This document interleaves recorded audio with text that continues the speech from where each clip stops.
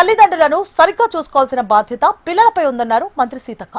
వయోవృద్ధులను ఇబ్బందులు పెట్టకూడదు అన్నారు. ఉద్యోగుల జీతం నుంచి నెలకు 10,000 రూపాయలు ఇచ్చే విధంగా సర్కార్ జీవో ఇచ్చిందన్నారు. మహబూబాబాద్ జిల్లాలో వయోవృద్ధుల డే కేర్ సెంటర్ను సీతక్క ప్రారంభించారు. తల్లిదండ్రుల నుంచి ఆస్తులను రాయించుకొని బయటకు గెంటేస్తున్నారని ఫైర్ అయ్యారు. అలాంటి వారి దగ్గర నుంచి ఆస్తులను తిరిగి తీసుకోవడానికి కేబినెట్ లో తీర్మానం చేశామని కూడా తెలిపారు. ఈ కార్యక్రమంలో ఎమ్మెల్యే మురళీ నాయక్, కోరం కనకయ్య, జిల్లా కలెక్టర్ స్నేహ సబరీష్ పాల్గొన్నారు.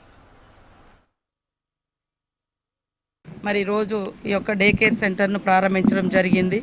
ఈరోజు రాష్ట్రంలో దేశంలో అభివృద్ధి పెరిగినా కొద్దీ ఆత్మీయ బంధాలు కూడా ఎందుకో తెంచుకుంటా ఉన్నారు తల్లిదండ్రులతోటి.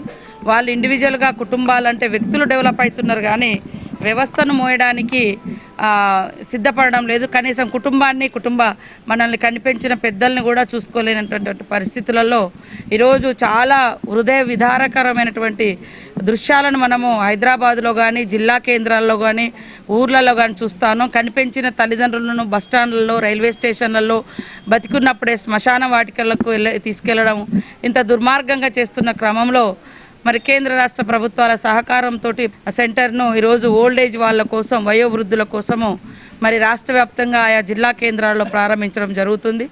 డైలీ మెయింటెనెన్స్ కోసము వాళ్లకు ఫర్ మంత్ 90,000 ఇచ్చి ఓవరాల్గా మొత్తం సెటప్ చేసి వాళ్ళకు కావాల్సినటువంటి అన్ని వస్తువులను ఏర్పాటు చేయడం కోసం 12 లక్షలను కేటాయించి ఇదంతా కూడా చేస్తూ ఉన్నారు.